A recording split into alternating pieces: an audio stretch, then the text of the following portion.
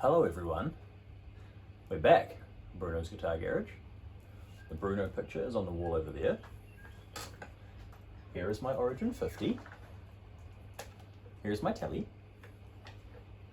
And here is the actual living elephant in the room because it weighs a fucking ton.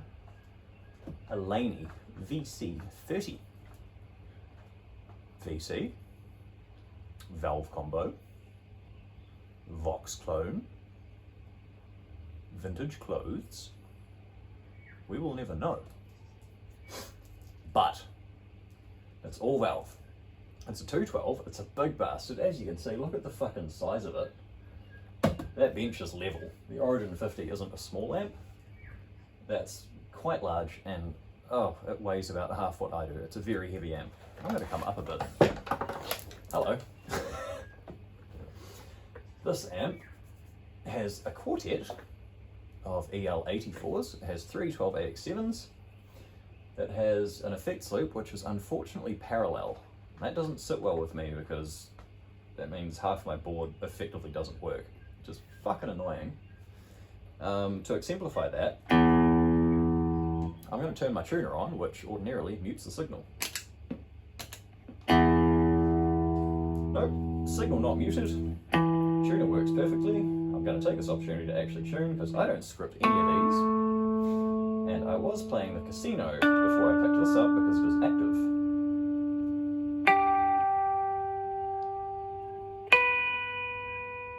The reverb you are hearing is onboard spring reverb from a very, very large tank. It's about this big. It's a big bastard.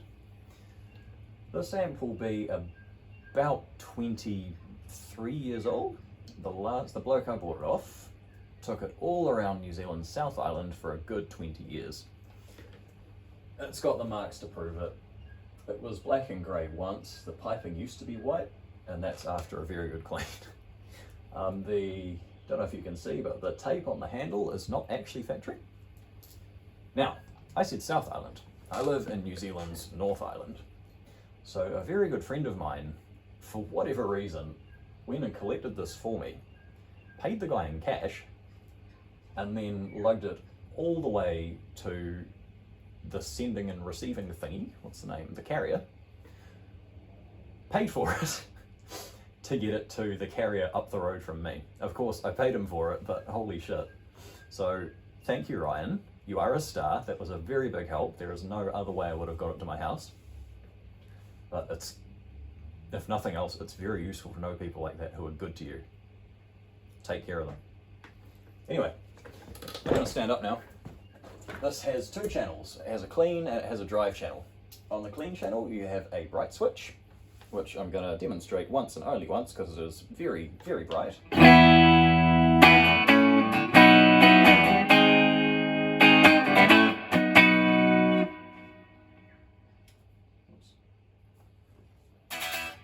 that back up. The dials are more sensitive than something really sensitive.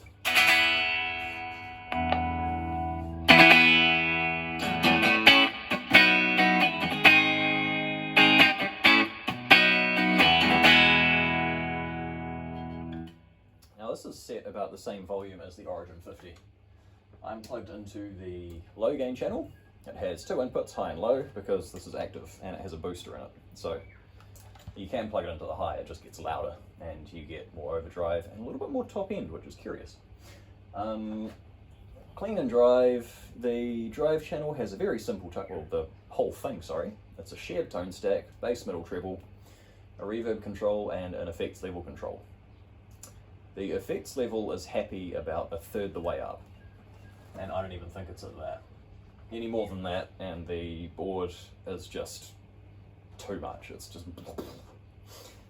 curiously enough, my hardwire supernatural reverb does not like playing with the amp. It's very unusual. If I turn it on,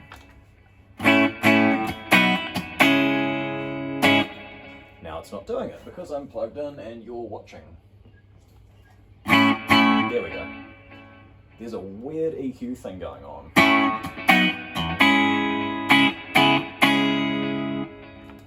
That's the normal amp.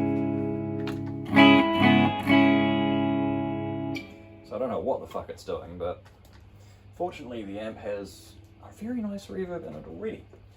So we'll turn that back down so it doesn't have a decoy, and I'll run you through what it does. This is just the clean channel.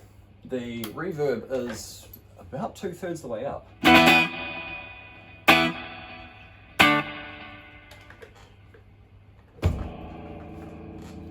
Okay, that didn't really do anything. Sometimes with these spring reverb units, if I can shake the amp, it makes a great noise. It's so good.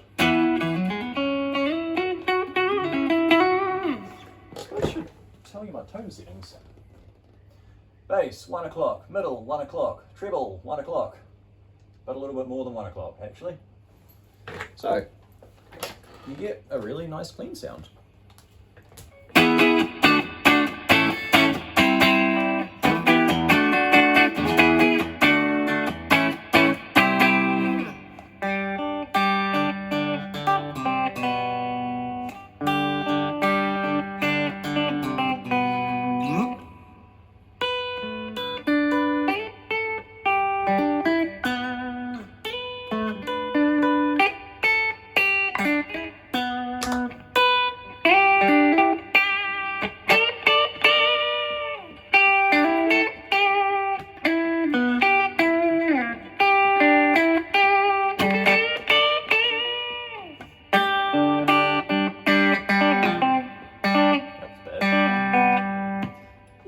We'll just leave it there, shall we? Now on my board, into the front of the amp is a Boss OD3 and a TS808. The OD3 volume is just over noon, the drive is at 9 o'clock square, and the tone is at just before noon.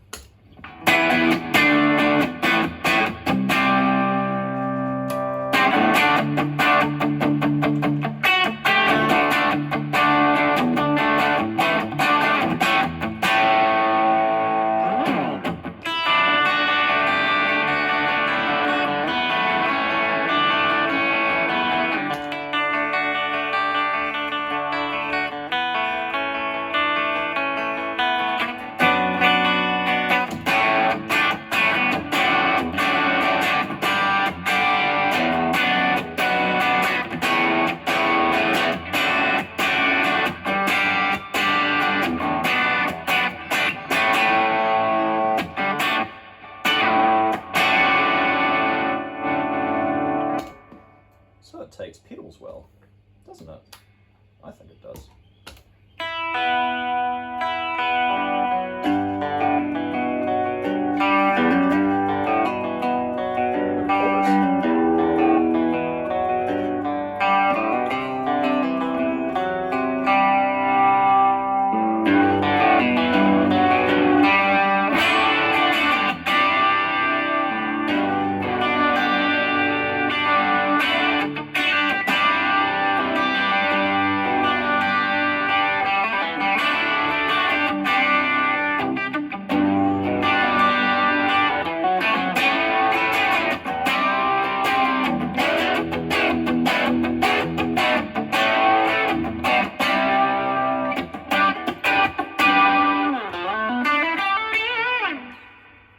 Takes pedals very well, straight into the front. Turning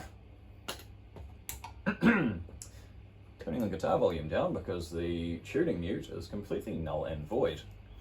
What I do also have on my board is a Boss CS2, which is a very old compressor. Old now, this one is 35 years old. It's in better shape than me though. Volume's at the max, sustain is at the minimum, attack is at max.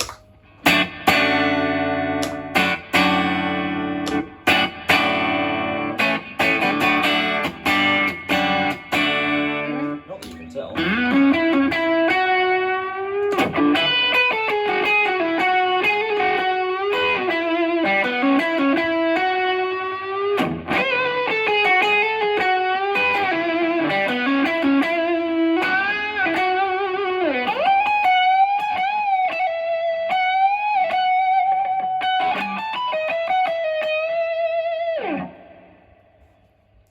Just adds, I don't know what it's adding. It's not really taking anything away. It sounds better with it on, but sounds better with it on. Sounds better. Shit, send me an ambulance. I'm having an stroke.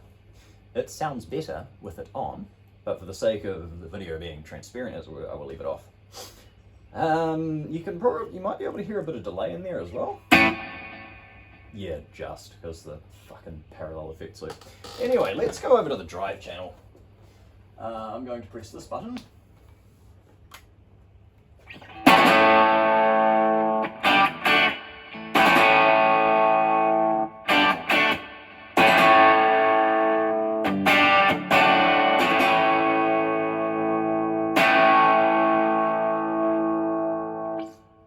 If you turn it right up, you do get a bit of valve sag, which is quite a neat little feature.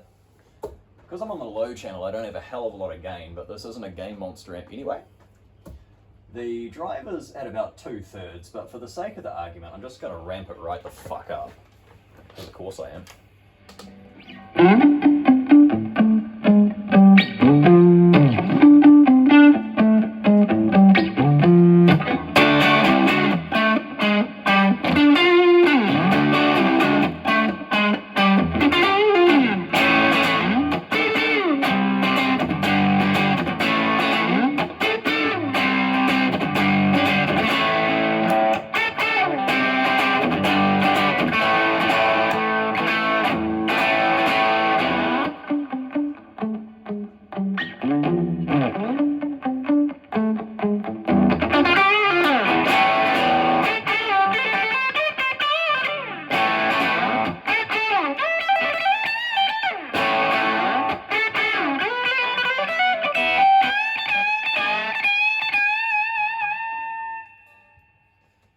So it doesn't get overloaded, it doesn't get silly, like the Master Lead 30, if you turn the gain right up, that gets a bit stupid.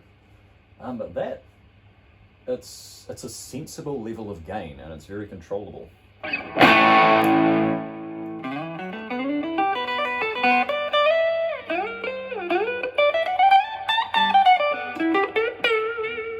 Just like in the old days, you turn your guitar volume down to modulate it.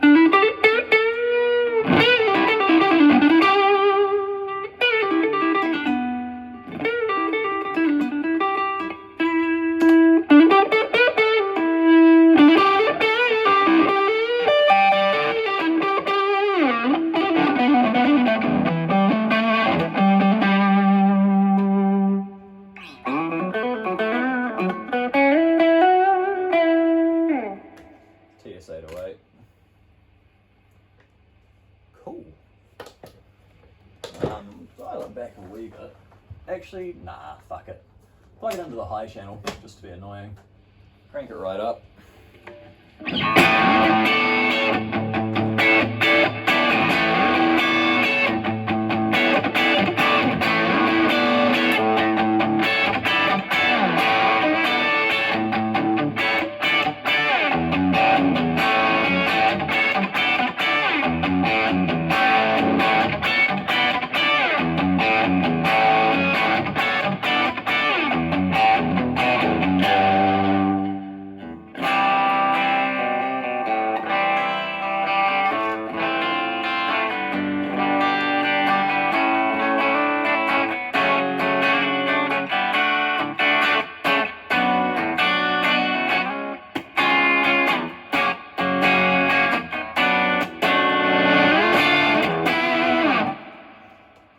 That's the gain at the absolute maximum. I'm on the high channel. Active guitar with a booster in it, and all that happens is it just gets a bit louder and you get a bit more top end.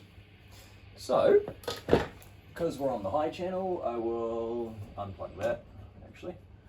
Go back to the clean channel. Boop. Put this guy down.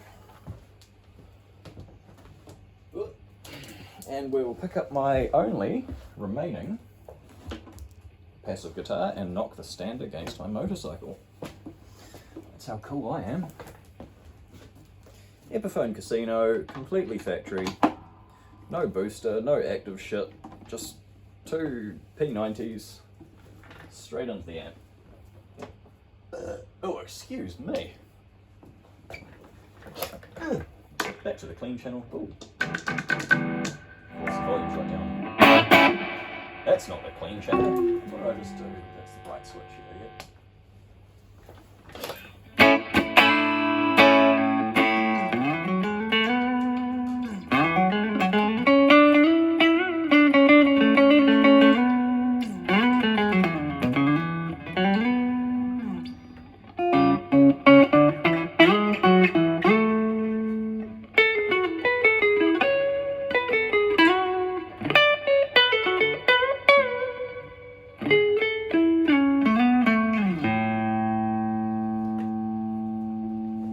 beautiful, isn't it?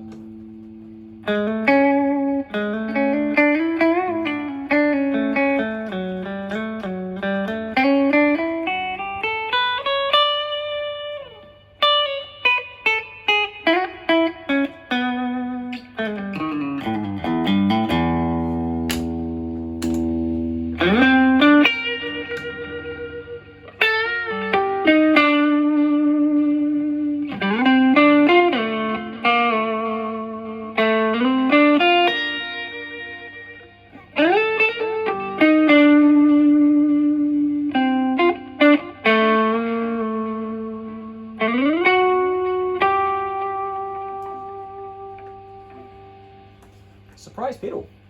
That is a Dunlop mini fuzz face. So little, it's only this big. It's the blue one. It's in the effects loop. The fuzz is right down, the volume is almost all the way up. Sounds great through the Marshall, but this thing has this silly parallel effects loop, and that is my only gripe with it, and I will continue to bitch about it because it annoys me.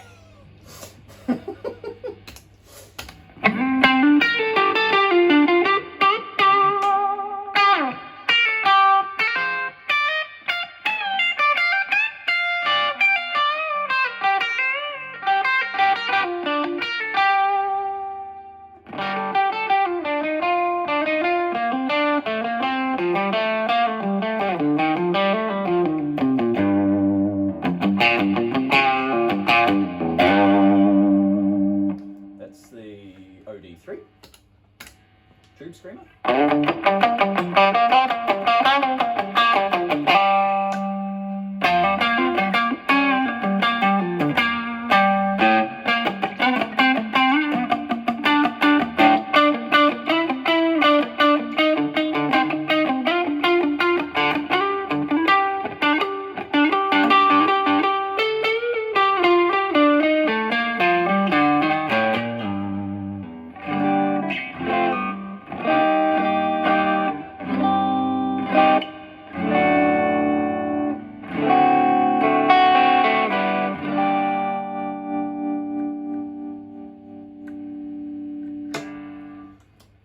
So, it actually plays better with a passive guitar.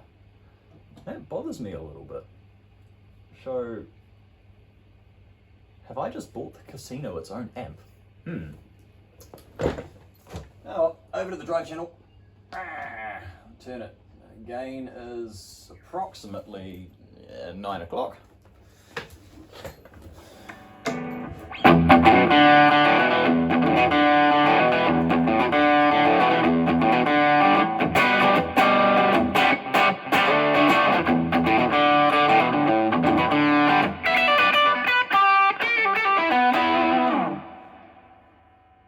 Cool. Fuck, that's nice, eh?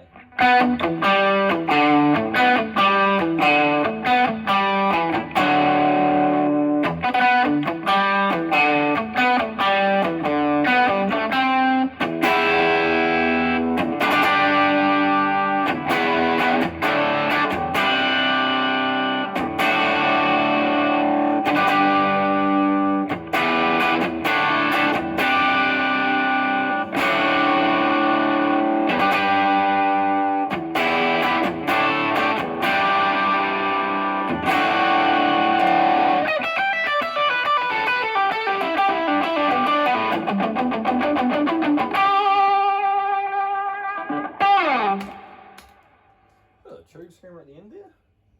Wow, what a fucking cool amp. And the reverb's good.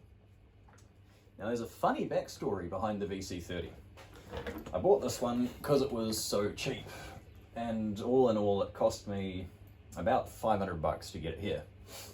When it got here, the reverb didn't go and the pots were scratchy. The chrome control panel is quite corroded but still legible, and it cleaned up okay. So I went through all the pots and shit with the contact cleaner and cleaned those all up, got the reverb going miraculously. Sweet, got it working out. 3 years ago, when everyone had to stay home, I lost my job because that's what was happening. And they gave me a big payout, and I thought, oh, fuck, okay. I need to be sensible here. So I stashed a lot of it because that was sensible, and then I bought one of those off the internet from a reputable chain shop in this little country. It was on clearance. It was supposed to be $2,000. It was listed at $1,500, which is still a lot of money. And when it got here, when it got to my door rather, it looked like that one. And that left a really bad taste in my mouth from that shop. So I effectively avoided Laney, well, avoided that shop, and as such, Ibanez, Laney, etc. for many years. And this is putting that to rest, as it were. I've got the thing, it works, it's reasonable, there's no bad taste, and it's fucking cool. So, that's a bit of a tangent, but hey. So the moral of the story is, if you see the thing you want for cheap, just fucking buy it.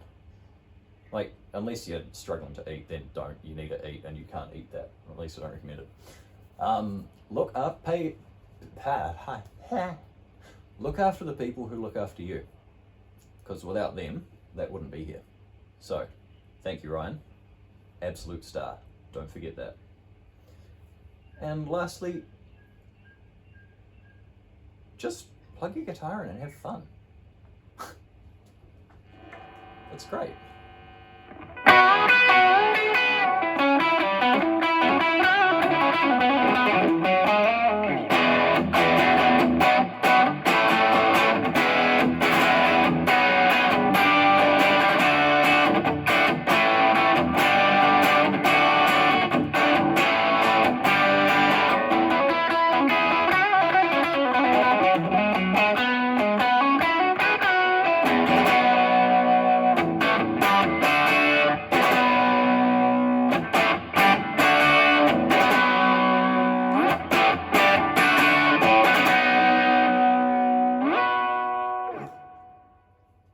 That has been Bruno's Guitar Garage. Quite a special event. What the fuck is on the roof? Anyway, we'll be back shortly, I'm sure, I hope, with something. Not the... what was that thing called? Not the Viper, because someone actually bought it. Funny old world. Anyway, Bruno's Guitar Garage, thanks for stopping by. We'll be back later.